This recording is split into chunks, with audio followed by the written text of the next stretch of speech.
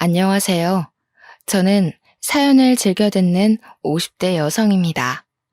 수년 동안 남편의 병간호를 하며 지냈던 저 또한 만만치 않게 힘든 삶을 살았다고 생각했었는데요. 사연을 듣고 보니 참 힘들게 사신 분들이 많으시더라고요. 그래서 사연을 듣고 난 후 부끄러워지기도 했답니다. 고작 이런 일로 그동안 스스로를 연민하면서 살아왔구나 하는 생각이 들었거든요. 이런 부끄러움에도 용기를 내어 사연을 보내게 된 것은 저와 같은 분들에게 위로가 될까 하는 마음 때문이에요. 솔직히 아무리 가까운 가족이라고 해도 자신의 생활을 포기하면서까지 병간호를 하는 것이 쉬운 일은 아니니까요. 내세울 만한 인생을 산 것은 아니지만 사연을 들으시는 분들에게 한 줌의 위로나 희망이 되면 좋겠네요. 그럼 지금부터 이야기를 시작하도록 하겠습니다. 아주 어릴 적부터 저의 집은 참 가난하게 살았어요. 부모님의 건강이 좋지 못한 탓이었죠. 부모님 두 분 중 한 분이라도 건강했다면 달동네는 벗어나지 못해도 먹는 걱정은 안 했을 텐데. 아쉽게도 저희 부모님은 선천적으로 건강이 좋지 못했는걸요. 아버지께서는 다리가 안 좋으신 까닭에 막노동조차 하지 못하셨고, 어머님께서는 폐가 약한 탓에 모든 일이던 조금만 움직여도 쉽게 지치셨죠. 어쩔 수 없이 집안 가장의 역할은 온전히 저의 것이 되었고요. 그래서였던 것 같아요. 고등학교를 졸업하고 바로 취업을 하게 된 것이 말이에요. 불행 중 다행히도 사정을 딱하게 생각하신 담임 선생님께서 믿을 만한 곳이라며 취업 추천서를 내주셨는데요. 선생님의 말씀처럼 회사 사람들은 하나같이 참 좋으신 분이더군요. 처음 시작하는 일에 실수를 해도 꾸중을 하거나 눈치를 주는 대신 다시 한번 일을 할 수 있도록 설명을 해주셨거든요. 회사분들의 배려 덕분에 제법 안정적인 회사 생활을 할 수 있었습니다. 그만두고 싶다는 생각도 전혀 하지 않으면서요. 그리고 회사에 많은 분들이 친절하셨지만 그 중에서도 제일 많은 호의를 베풀어 주신 것은 바로 위 직급인 사수분이셨죠. 다정하고 어른스러운 사수분의 모습을 보며 자연스럽게 짝사랑을 하게 되었고요. 하지만 사수분을 마음에 담았다고 해서 고백을 하거나 짝사랑하는 마음을 표현하지는 않았네요. 가진 것이라고는 고작 어린 나이밖에 없는 제가 다가가기에 사수분은 너무 완벽한 분이었으니까요. 그렇게 짝사랑하는 마음만 커져간 채 일을 한 지 3년이 되었죠. 누구나 알만한 대기업으로 이직을 하게 되었다며 사수분께서는 퇴사를 하게 되었는데요. 송별회가 벌어진 마지막 출근 날 사수분께서는 자신의 마음을 고백하셨어요. 깜짝 놀랄 수밖에 없었습니다. 비해 저는 너무 모자란 사람인걸요. 하지만 사수분을 놓치고 싶지 않다는 마음이 컸기에 마음이 가는 대로 행동하기로 결심을 했죠. 사수분의 고백을 받아들인 후 저희는 3년간의 연애를 시작했고 그 계기로 결혼까지 하게 되었답니다. 부모님께서는 남편을 참 마음에 들어 하셨어요. 그럴 수밖에 없었습니다. 솔직히 기초수급자 부모를 둔 가난한 집안의 딸내미가 대대로 공무원 집안인데다 대기업에 다니는 남편을 만난다는 게 쉬운 일은 아니잖아요. 그런데 결혼을 진심으로 기뻐하시는 부모님과 다르게 시어머니께서는 이 결혼이 마음에 들지 않는다는 듯 항상 인상을 쓰고 계셨어요. 스스로도 남편에 비해 한참 모자란 사람이라는 것을 알았기에 그저 묵묵히 고개를 숙일 뿐이었어요. 뼈대 있는 가문의 장남인 남편을 빈몸으로 홀랑 채갔으니 시어머니께서 기분이 좋지 않은 것은 어찌 보면 당연한 일이었으니까요. 그래서 한여름에 김장을 담는다던가 갑자기 새로 산 이불 빨래를 하라고 시키셔도 꿋꿋하게 따르게 되었네요. 그런데 한 가지 이해가 가지 않는 것이 있었어요. 시어머니와는 아무런 관련이 없는 도련님과 동서까지 저를 가정부 취급을 했거든요. 아마 대기업에 다니는 자신들과 다르게 한참 모자란 중소기업에 다니는 형수에게 사람 취급을 하기 싫었던 것이겠죠. 시댁 식구들에게 무시를 당할 때면 힘들긴 했지만 그래도 견딜 수 있었어요. 남편은 무시받으며 슬펐던 기분을 모두 잊을 만큼 잘해주었으니까요. 친정 부모님까지 살뜰하게 챙겨주는 남편만 있다면 모든 것들은 다 참을 수 있을 것 같았는걸요. 하지만 원래부터 복이 없는 집안에서 태어난 까닭인지 아니면 분에 넘치는 남편을 욕심내서인지 결혼한 지 4년 만에 하늘은 저희 부부에게 날벼락을 떨어뜨리더군요. 남편이 큰 사고를 당하고 만 것이었죠. 의사가 말하길 머리와 허리를 크게 다친 남편은 평생 깨어나지도 못하고 식물인간으로 살 수도 있다 했는데요. 의사의 말에 시어머니께서는 바닥에 쓰러진 것도 모자라 통곡을 하며 흐느끼기 시작하셨네요. 아이고, 이래서 집안에 사람이 잘 들어와야 하는데 복도 없는 저 망할 것이 기어들어오는 바람에 기어코 우리 장남 숨통을 끊어놓는구나. 어머님, 아무리 속상하셔도 그런 말씀을 하시면 안 되죠. 기초수급자 집안에서 가난하게 자란 게 형님 탓은 아니잖아요. 큰 사고를 겪은 남편 때문에 마음이 힘든 와중에 모든 책임을 친정에게 전가하는 시어머니와 동서를 보자 심란한 마음이 가라앉기는커녕 더욱 혼란스러워졌죠. 그래서 아무 말도 안 한 채 시어머니 앞에서 가만히 있었던 거고요. 그런데 시어머니는 가만히 있는 것도 마음에 들지 않는지 대놓고 흉을 보기 시작했습니다. 저 피도 눈물도 없는 것 같으니라고. 지서방이 아파서 누워있다는데 어떻게 된 애가 눈물 한 방울 안 흘리고 가만히 서 있을 수가 있어? 너는 이 상황이 슬프지도 않나 보구나? 그런 게 아니라요. 그이가 갑자기 이렇게 됐다는 게 믿기지가 않아서요. 오냐, 나도 믿기지가 않는다. 어제까지만 해도 멀쩡하게 걸어서 제 발로 출근하던 아들이 교통사고로 식물인간이 될지도 모른다니 이게 다 삐쩍 고른 나무 마냥 복도 없는 네가 우리 집에 와서 생긴 일 아니냐? 너만 아니었어도 건강하던 우리 아들이 저렇게 병자 마냥 침대에 누워있을 일이라도 있었겠니? 죄송합니다, 어머님. 그이 깨어날 수 있도록 옆에서 열심히 노력할 테니 너무 걱정하지는 말아주세요. 염치가 있으면 응당 그래야지. 누구 때문에 우리 집 귀한 장남이 저리 크게 다쳤는데 시장 바닥에 굴러다니는 쓰레기 신세 되기 싫으면 하루라도 빨리 우리 아들 깨어날 수 있게 정성껏 간호해야 할 게다.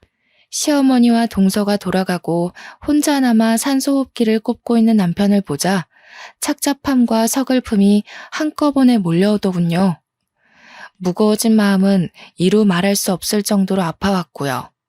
의학적인 지식이 있는 것도 아니고 그렇다고 남편이 빨리 나을 수 있도록 값비싼 돈을 내고 좋은 의료진을 개인적으로 모시고 올 수도 없는 상황에서 할 수 있는 것이라고는 기도와 정성 어린 병간호뿐이었어요. 다행히 이런 보잘것없는 상황에서 남편은 의식을 되찾아 주었죠. 참 고마운 일이었습니다. 그렇지만 진짜 힘든 일은 남편이 의식을 되찾은 후 시작되었네요. 물론 남편의 병간호를 전적으로 맡아서 하는 것이 당연했지만 현실적인 문제를 생각하지 않을 수가 없었거든요. 병간호를 위해 일을 그만둔다면 지금 당장은 남편의 회사에서 나온 퇴직금과 위로금과 보험금으로 그럭저럭 입에 풀칠을 할 수 있었지만 그 후의 일이 참 막막했죠. 그렇다고 남편의 병간호를 포기한 채 계속 일을 다닐 수도 없는 일이었어요. 하지만 힘든 일은 이뿐만이 아니었습니다. 다리를 크게 다친 아버지의 수술비까지 저의 지갑에서 나가야 했는걸요.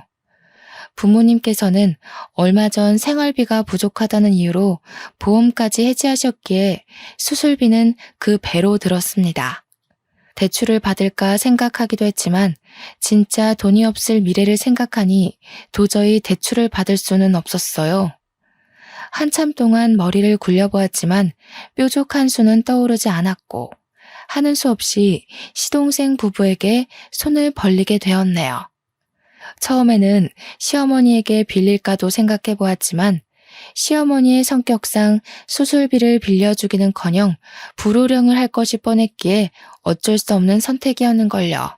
시동생이 비웃기는 할지언정 적어도 최대한 부탁을 하다 보면 돈을 빌려줄 것 같았거든요. 도련님, 이런 말씀 드리기 너무 염치 없다는 거 잘 알지만 돈 좀 빌려주실 수 있을까요? 당장 저희 아버지 다리 수술을 하셔야 하는데 돈이 없어서요.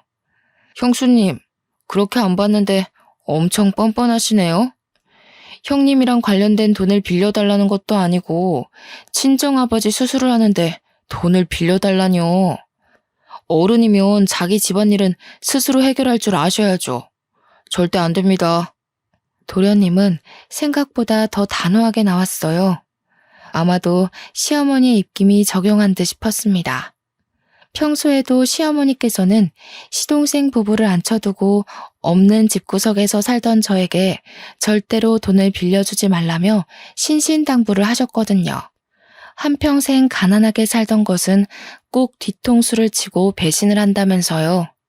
돈을 갚는 데는 시간이 조금 걸릴 수도 있지만 그래도 절대로 도련님 돈 들고 도망갈 일은 없으니 이번 한 번만 도와주셨으면 좋겠어요. 지금 보니 우리 형이 참 불쌍하네요. 침대에 누워있는 우리 형님은 형수님이 손아래 동생한테 돈이나 꾸러다니는 양심 없는 사람인 줄은 꿈에도 모를 거잖아요. 이럴 줄 알았으면 결혼한다고 난리 피웠을 때 어떻게 해서든 반대하는 거였는데.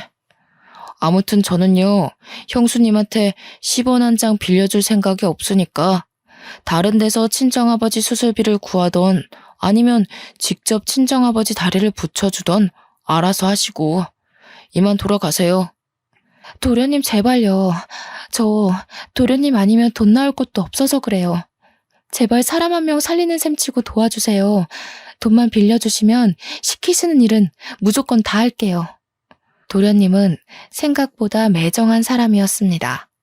아무리 애원을 해도 절대로 돈을 빌려줄 수 없다고 했죠. 하지만 시동생 부부가 아니면 돈을 빌릴 곳이 없기에 죽기 살기로 시동생의 바지가랑이를 붙잡으며 두 손이 다를 정도로 빌었어요.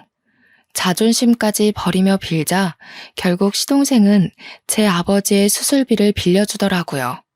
물론 빌린 돈을 다 갚을 때까지 무급으로 갓난쟁이인 시조카를 봐줘야 한다는 조건이 걸렸지만 그런 것은 중요하지 않았네요. 일이 어찌되었건 큰 고비는 넘긴 거잖아요. 아버지가 다리 수술을 마친 후 저의 일상은 어떻게 지나갔는지 알 수 없을 정도로 바쁘게 흘러나갔어요. 시조카를 돌보는 일부터 남편의 병간호 일까지 이 모든 것을 혼자서 해야 했으니까요.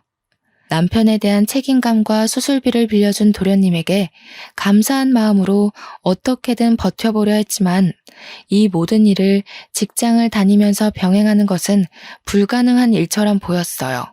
그래서 어쩔 수 없이 직장을 그만두게 된 것이고요. 그나마 남편의 병원비에 관한 모든 돈은 시어머니께서 해주셨기에 남편의 퇴직금을 건드리는 일은 하지 않아도 되었어요. 어쩔 수 없이 들어가는 생활비는 받아놓은 퇴직금을 쪼개가며 썼기에 돈이 없어 허덕이는 최후의 밑바닥까지 떨어지지는 않았죠. 그렇지만 가장 힘든 것은 역시 남편이 언제 나을지 모른다는 좌절감이었네요. 아무리 긍정적으로 생각하려고 해도 하루 종일 누워만 있는 남편을 보고 있자면 그렇게 마음이 울적해질 수가 없었어요. 하지만 남편을 포기할 수는 없었습니다. 저희 부부에게는 노년에 함께 전국 여행을 하자는 소망이 있었으니까요. 그리고 그 소망 하나로 악자같이 노력을 하게 되었죠. 다행히 남편을 향한 노력이 하늘에 닿아서인지 남편의 상태 역시 차도를 보이기 시작하더군요. 비록 느리긴 했지만 의사소통을 할 수 있게 된 것은 물론 엄두도 못 내었던 재활치료까지 시작하게 되었고요. 서서히 차도를 보이는 남편의 모습에 마음이 급해지는 것은 사실이었지만 티를 내지 않기 위해 참 많은 노력을 했네요. 조바심을 내는 대신 남편이 빠르게 회복할 수 있도록 뒤에서 묵묵히 할 일을 했고요. 그리고 길고 길었던 8년이란 시간을 끝으로 남편은 완전히 완치를 했답니다. 물론 평생 한 발을 절어야 한다는 후유증이 남긴 했지만 남편이 일상적인 생활을 누릴 수 있다는 것만으로도 너무나 감사했기에 그런 것쯤은 아무런 문제가 되질 않았는걸요. 남편 또한 일상적인 생활을 할 수 있게 된 것만으로도 너무 감사하다며 대수롭지 않게 생각했죠. 시어머니 또한 완전히 병상에서 일어난 남편을 보며 감격의 눈물을 흘리셨습니다.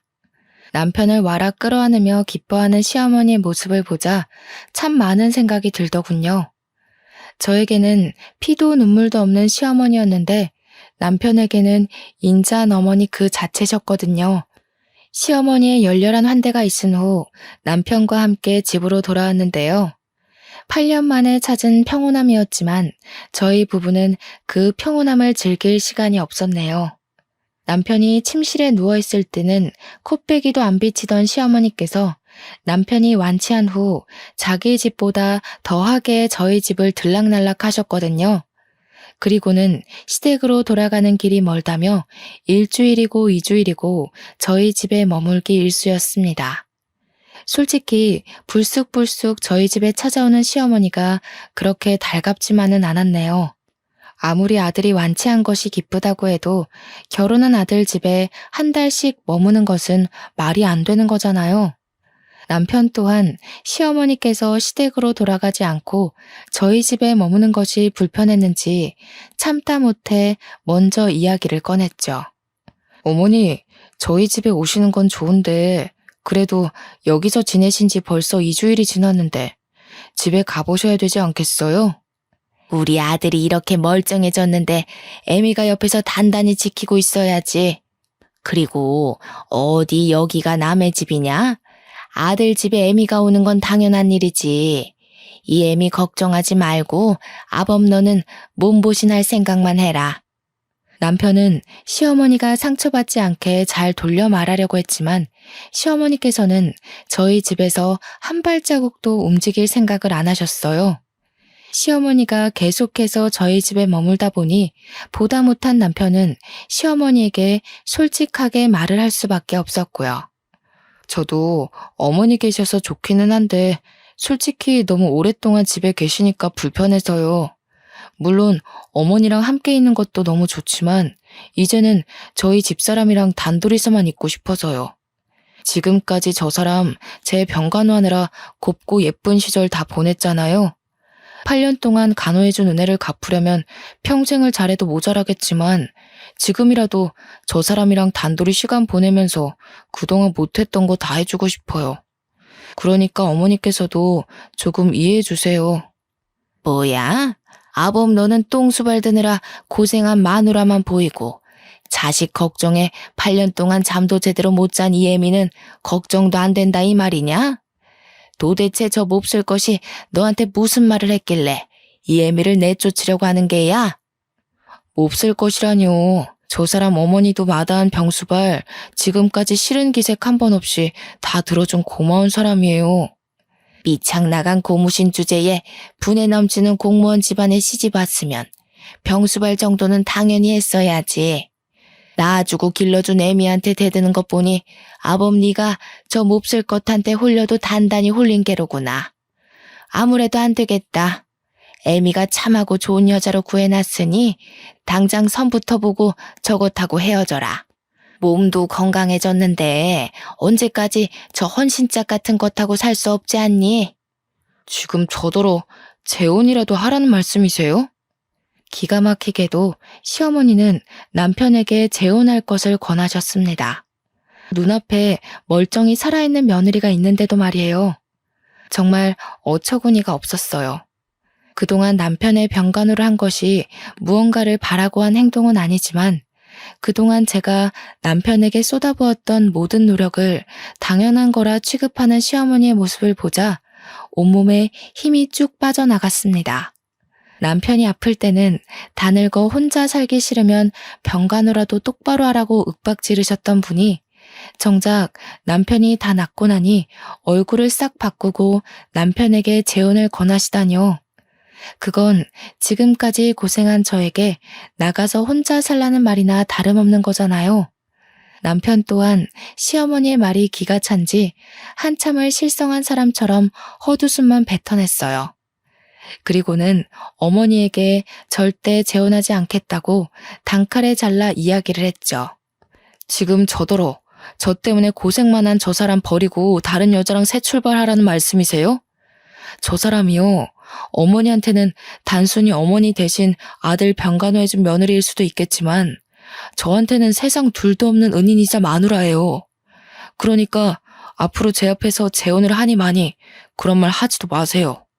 자꾸 재혼 들먹이면서 저 사람 괴롭히시면 어머니라고 할지라도 저 안 보고 살 거예요.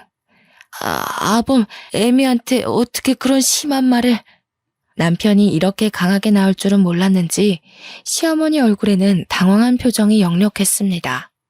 당황한 것은 저도 마찬가지였어요. 소문난 효자였던 남편이 이렇게 강하게 나올 줄은 몰랐거든요. 남편과 한 차례 신랑이라 한 시어머니께서는 끝까지 시댁으로 돌아가지 않으려고 하셨지만 남편은 억지로 시어머니를 쫓아내다시피 저희 집에서 내보냈는데요.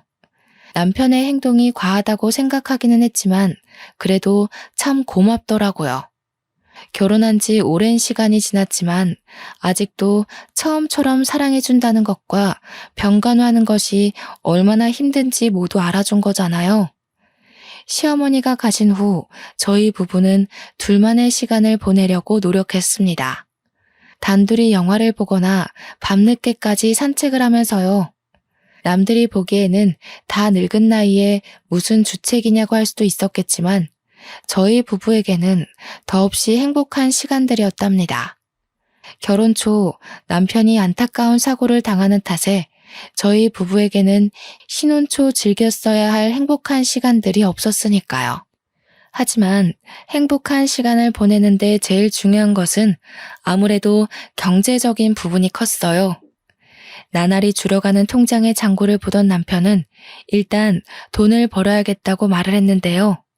다 낫기는 했지만 아직도 병원을 오가며 몸 상태를 보고 있는 남편에게 나가서 돈을 벌어 오라는 말을 하기가 좀 그렇더군요. 그래서 몸이 다 나을 때까지는 제가 나가서 돈을 벌겠다고 한 것이고요. 그런데 남편은 단칼에 그 의견을 잘라냈어요. 지금까지 고생시킨 것도 갚으려면 평생이 걸리는데 더 이상 자신 때문에 희생하지 말라면서요. 남편의 뜻은 너무나 확고했기에 어쩔 수 없이 남편의 뜻을 따를 수밖에 없었는데요. 호기롭게 일자리를 찾아 나서기는 했지만 8년의 공백기 탓인지 남편이 전공을 살려 취업을 할 수 있는 기회는 쉽사리 오지가 않았는걸요. 계속 낙방하는 현실에 남편은 어쩔 수 없이 경비원으로 취업할 수밖에 없었죠. 처음에는 많이 속상했어요. 사고 전 대기업을 다니며 누구보다 잘 나가던 남편이 음주운전을 한 누군가의 실수로 인해 잘 나가던 예전을 뒤로하고 아파트 경비원으로 일을 해야 했으니까요. 그리고 남편에게 찾아온 불행은 허영심 많고 잘난 척하기 좋아하는 시동생 부부에게는 아주 좋은 먹잇감이 되어버렸죠. 역시 인생사 세용지마라고 사람 인생 모르는 거야. 잘 나가기 둘째가라면 서러웠던 형이 나이 40에 고작 경비원 일 하는 걸 보면 말이야. 어머, 당신도? 큰 사고 당하고 일상생활 하는 것만으로도 다행인 거지. 어디 큰일 겪은 사람이 전처럼 생활할 수 있나? 아무렴 하찮은 일을 해도 일하는 사람만 행복하면 됐지. 수사람이 왈가왈부할 필요가 뭐가 있다고. 안 그래 아주버님? 남편을 깎아내리는 시동생도 미웠지만 도와주는 척 남편을 헐뜯는 동서가 더 밉더군요. 자세한 사정을 모르는 남이라면 그럴 수도 있다 넘어갈 수 있었지만 남도 아닌 가장 가까운 가족이 남편을 헐뜯는 것을 보니 도저히 그 상황을 참고만 있을 수 없었어요. 도련님이고 동서고 정말 너무하네요. 아무리 잘못한 게 있다고 해도 감싸주는 게 가족이라고 하는데 하물며 잘못한 것도 아닌 사고 당한 걸로 조롱을 하다니요. 전후 사정 모르는 남도 이렇게 막대하지는 않을 거라고요. 참나 어이가 없어서. 형 없다고 바닥에 엎어져서 돈 빌려달라고 싹싹 빌던 게 누군데 이제 형님 돌아왔다고 유세 떠는 거예요? 유세 떠는 게 아니라 당연히 할 말은 하는 거죠. 입장 바꿔서 도련님 자식이 큰 사고 당하고 남한테 조롱당한다고 생각해보세요. 절대 농담으로 못 받아들이실 거잖아요. 세상에, 어디 그런 재수없는 소리를. 형수님, 아무리 그래도 할 말이 있고 못할 말이 있죠. 동서도 자기 자식 큰 사고 당한다는 소리 들으니까 기분 더럽지? 지금 내 기분이 딱 그래. 우리 남편이 뭐가 모자라서 동서 같은 사람한테 조롱을 당해야 하는데?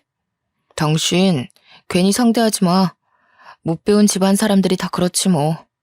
배운 거 없어서 경우 없고 예의 없고 더 상대했다가는 우리 입만 아프니까 그만 가자고.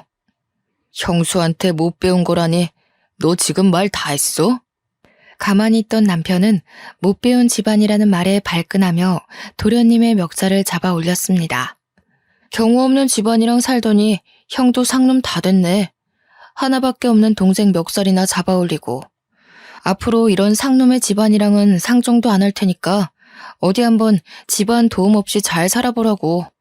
나도 너 같은 자식은 동생으로 치고 싶지도 않으니까 앞으로 우리 집에 발길할 생각도 하지 마라. 시동생이 떠나가고 난 후 착잡한 기분이 무겁게 어깨를 짓눌렀어요. 만약 시동생이 하는 말을 한 귀로 듣고 한 귀로 흘려들었으면 남편과 시동생의 사이가 틀어지는 일은 없었을 테니까요. 괜히 작은 말다툼 때문에 형제의 사이를 갈라놓은 것 같아 가슴이 무거웠는데요. 남편은 오히려 막말이란 짓거리는 놈과 확실하게 절연을 하게 되어 좋다고 말해주었어요. 그러면서 경우 없이 구는 혈육을 정리하고 평생 둘만을 위해 살 수 있게 되었으니 참 잘 되었다고 말을 해주었죠. 일이 어찌되었던 항상 편을 들어주려 노력하는 남편을 보며 이 사람과 결혼하길 참 잘했다는 생각을 하게 되었고요. 남편이 경비원으로 출근을 한 후 8년 만에 처음으로 혼자만의 시간을 가지게 되었는데요. 절대 일하지 말라는 남편의 충고에 혼자만의 여유를 즐겨보려고 노력했지만 그게 잘 안 되더군요. 그래서 가까운 마트에 계산원으로 일을 시작하게 되었어요. 물론 처음에는 남편의 거센 반대가 있었지만 혼자 있는 시간에 대한 불만을 토로하니 남편 또한 일하는 것을 허락해 주었고요. 남편은 일이 힘들면 언제 그만두어도 좋다고 말을 했지만 마트에서 일하는 것은 전혀 힘들지 않았습니다. 오히려 일을 하고 난 후 삶의 활력이 돌 정도로 좋았죠. 아나무인인 시동생 부부의 아이를 돌보는 것에 비하면 계산원으로서 하는 일은 너무나 쉬웠거든요. 짧게 일하는 마트 계산원 일은 큰 돈이 되지는 않았지만 남편에게 손을 벌리지 않고 부모님에게 용돈을 드릴 수 있다는 것이 참 기뻤습니다. 퇴근 시간이 1시간 일찍 끝나는 남편은 항상 집안 청소를 해주었는데요. 남편과 함께 평범하지만 소소한 행복을 누릴 수 있는 일상을 함께 할 수 있다는 것만으로도 참 감사했네요. 하지만 이런 행복은 그리 오래 가지 않았습니다. 남편에게 여자가 생겼기 때문이었죠. 처음에는 눈치를 채지 못했어요. 퇴근 시간이 3시간이나 늦어진 것도 같이 저녁을 먹지 않게 된 것도 모두 사정이 있어서라고 생각을 했거든요. 아무리 봐도 그쪽 남편 바람이 난 것 같아. 누가? 우리 남편이? 저 그럴 사람 아니니까 이상한 추측하지 말고 일이나 열심히 해. 참나, 등잔 밑이 어둡다더니 어두운 정도가 아니라 아주 까막눈이구만. 여기 직원들 사이에 소문 다 났어. 그쪽 남편 다방 커피집 여자랑 바람났다고. 뜬소문 믿기 좋아하는 동료 직원의 말을 무시하려고 했는데요. 동료 직원은 불쑥 핸드폰부터 내밀더군요. 동료 직원의 핸드폰에는 민망한 차림의 여자와 팔짱을 끼고 있는 남편의 모습이 찍혀 있었습니다. 눈을 비비고 다시 보아도 남편이 다른 여자와 팔짱을 끼고 있는 사진은 변함이 없었죠. 나도 처음에는 긴가민가 했는데 아무래도 맞는 것 같아서 먼저 사진부터 찍었지. 증거가 없으면 안 믿을 것 같아서. 너무 실망하지는 마. 원래 남자들이 다 그렇잖아. 병수발 들어준 조광지처 참 고마운 일이지만 새로운 여자 나타나면 눈 돌아가는 건 어쩔 수가 없는 일이니까. 당장 가서 이혼한다는 소리부터 하지 말고 슬쩍 떠봐. 솔직히 까놓고 말해서 이 나이에 이혼하고 다른 남자랑 재혼을 할 수 있는 것도 아니고 다른 여자 손때 타긴 했어도 데리고 살던 남편 살살 달래서 데리고 사는 게 훨씬 낫지. 평소 푼수 같은 동료와 말을 섞는 것을 싫어했지만 이번만큼은 동료의 말처럼 하기로 했어요. 분명 바람을 피운 것이 잘못된 일이긴 하지만 남편만한 사람은 없었으니까요. 그래서 남편을 추궁하는 대신 솔직하게 말하고 관계를 정리하는 쪽으로 설득하기로 결심을 한 것이죠. 마침 남편은 집에 와 있었기에 심호흡을 한 뒤 외도하고 있다는 것을 알게 되었다고 솔직하게 털어놓았습니다. 남편이라면 당연히 자기의 잘못을 인정하고 그 여자와 관계를 정리할 거라 믿어 의심치 않았고요. 그런데 남편은 순순히 외도의 사실을 인정하며 대뜸 이혼장을 꺼내오더군요. 깜짝 놀랄 수밖에 없었네요. 가족과 손절을 하면서까지 결혼을 유지하려던 남편이 고작 만난 지 얼마 되지 않은 여자 때문에 이혼장을 요구하다뇨. 다른 여자 만나는 거 알았다고 하니 솔직하게 말할게. 그 여자랑 잘해보고 싶어. 당신 어떻게 날 두고 만난 지 고작 한 달도 안 된 여자 때문에 이혼하자는 소리를 할 수가 있어? 내가 그동안 당신한테 어떻게 했는데 당신도 나한테 그랬잖아. 나한테 받은 은혜가 너무 커서 죽을 때까지 잘해줘도 다 못 갚을 것 같다고. 근데 갑자기 이러는 법이 어딨어. 미안해. 근데 내 마음이 그런 걸 어쩌겠어. 사실 동생이랑 의절하다시피 인연 끊고 살 때부터 당신이랑 사는 거 그냥 의무감같이 느껴져서 지루하고 따분했어. 그때 처음으로 다방에 가서 그 여자 만나게 된 거고. 내가 죽을 놈인 건 알지만 이런 내 마음 이해해줬으면 해. 8년 동안 엉덩이에 진물이 나도록 침대에 누워 있었는데 늦었지만 지금이라도 죽을 때 후회 없이 내가 하고 싶은 대로 다 하면서 살고 싶어. 누구 마음대로 이혼을 해. 나는 절대 안 해줄 거야. 정말 미안해. 몇 푼 되지는 않지만 이 집이랑 내 통장에 있는 돈까지 다 당신한테 줄게. 새로 만난 여자 때문에 자신의 모든 재산까지 포기하면서 이혼을 선택하다뇨. 서로를 바라보며 행복해하던 시절이 무색할 만큼 변한 남편을 보니 사고 소식을 듣고 달려갔을 때와는 비교도 할 수 없을 정도의 충격과 슬픔이 밀려왔는 걸요. 이혼 통보를 한 남편은 할 일이 다 끝났다는 듯이 방으로 가 여행 가방을 끌고 나와 집을 나가려고 했습니다. 당신 정말 왜 이래? 당신도 다른 여자랑 바람난 나랑 같이 있기 싫을 거 아니야. 어차피 이혼하고 나면 서로 떨어져서 살아야 할 텐데 먼저 나가는 편이 나을 것 같아서. 잡아보려고 했었지만 남편은 참 야속하게도 집을 나갔습니다. 남편이 집을 나간 후 갑작스럽게 닥친 변화는 저를 너무 힘들게 했어요. 어떻게든 이겨내고 다시 남편을 잡아보려고 했지만 그마저도 쉽지 않았고요. 남편의 병실에 누워있을 때와는 비교도 할 수 없을 만큼의 큰 시련이 닥쳐온 것이라는 느낌이 들었거든요. 힘들어하는 저에게 친정 부모님께서는 이미 변해버린 사람 마음을 돌리는 것은 불가능하다며 그만 이혼하라고 말을 했는데요. 머리로는 알고 있었지만 그래도 여전히 포기가 되지 않았어요. 그래서 시어머니에게 온갖 모진 말을 들을 것을 각오하고 시댁을 방문하게 되었고요. 누구보다 품위를 중요하게 생각하시는 시어머니에게 다른 남자들에게 커피나 타주는 며느리보다는 가난한 집안의 며느리가 더 나을 테니까요. 두 눈을 질끈 감고 시댁의 초인종을 눌렀는데요. 어찌된 영문인지 시어머니께서는 모진 말을 하기는커녕 버선발로 뛰어나오며 저를 반겨주었어요.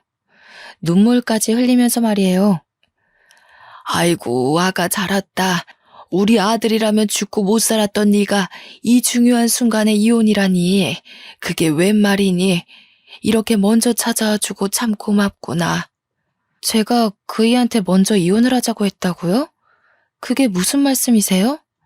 아유, 일이 어찌되었던 끝까지 우리 집 식구로 남겠다니 고마워 눈물이 다 나는구나.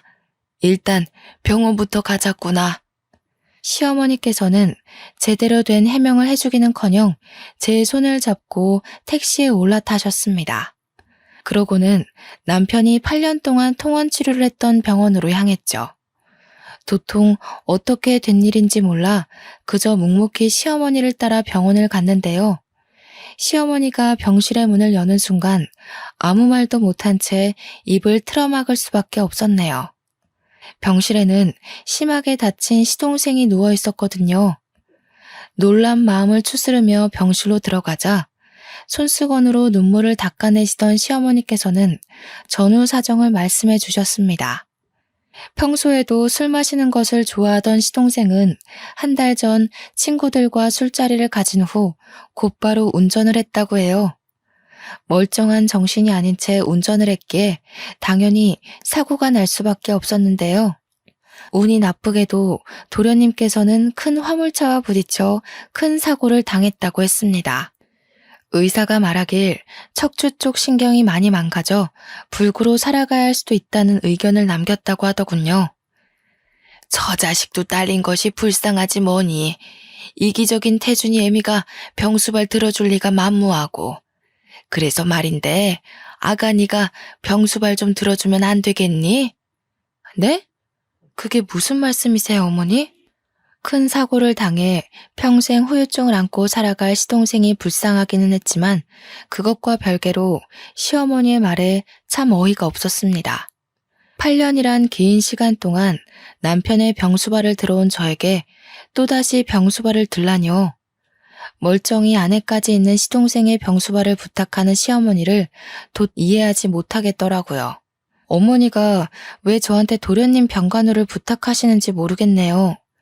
8년 전에 어머니 말씀대로라면 남편 병간호는 아내가 하는 게 맞는 거잖아요.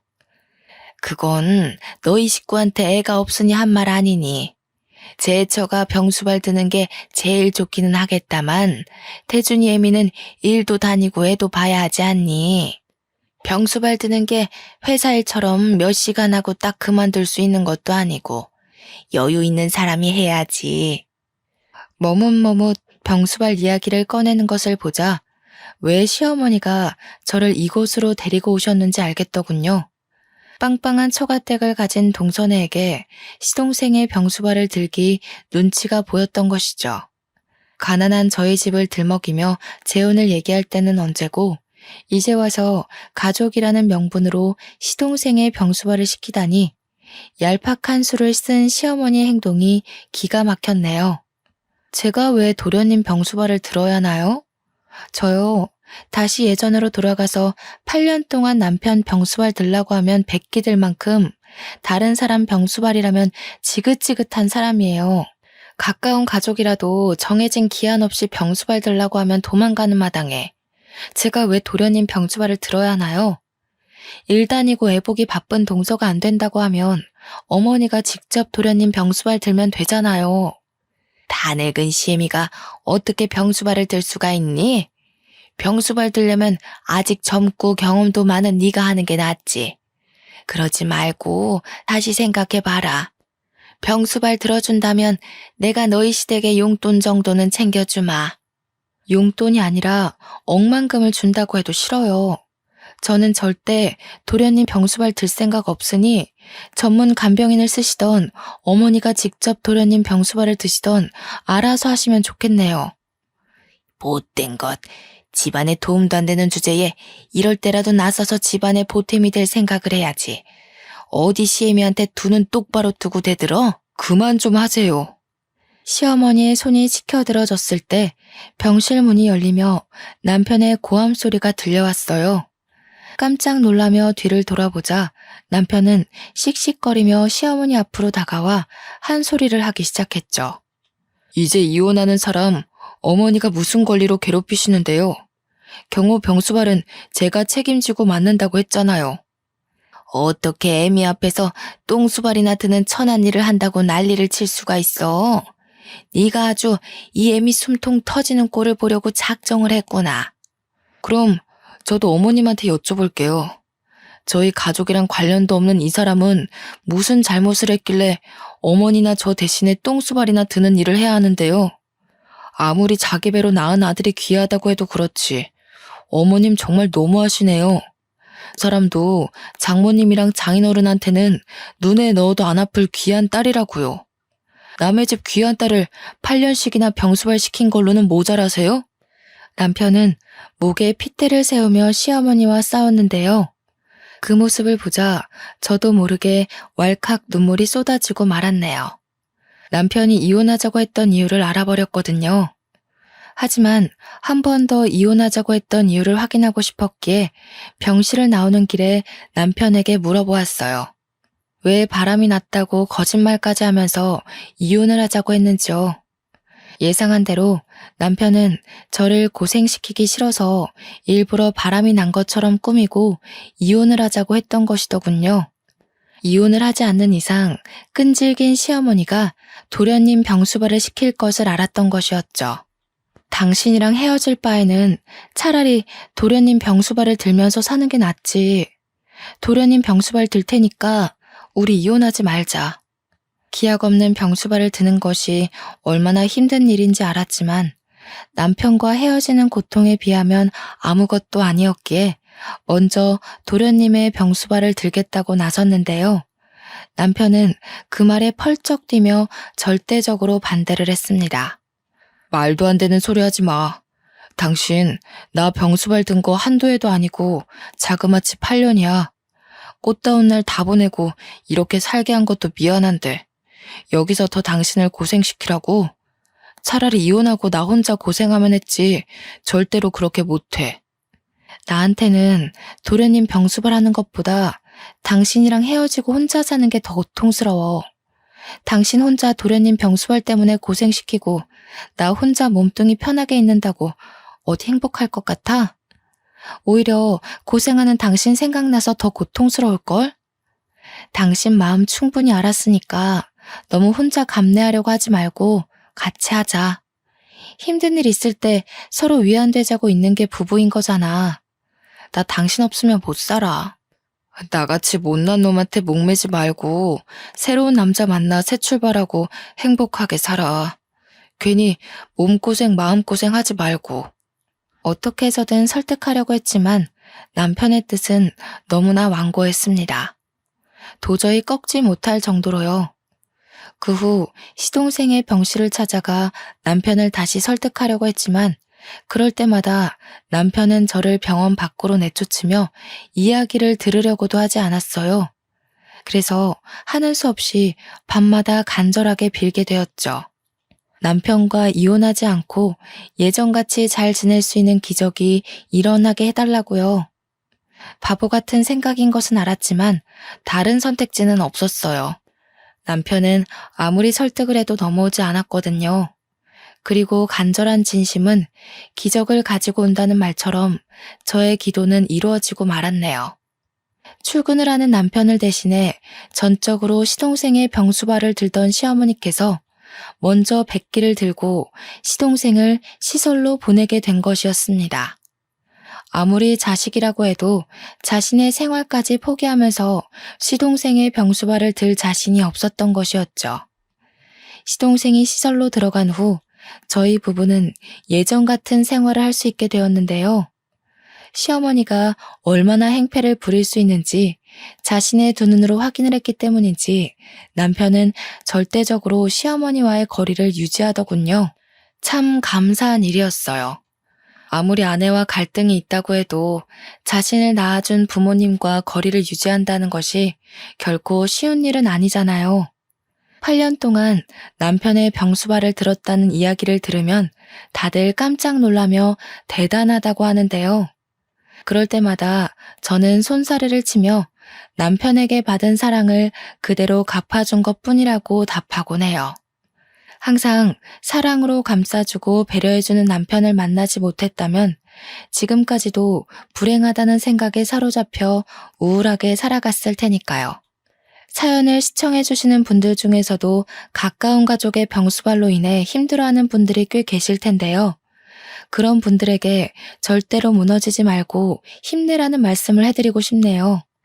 무너지지 않고 포기하지 않는다면 가족을 사랑하는 소중한 마음과 정성은 언제나 기적을 일으키기 마련이니까요. 그럼 지금까지 사연을 시청해주신 모든 분들이 건강하길 바라며 이만 이야기를 끝내도록 할게요.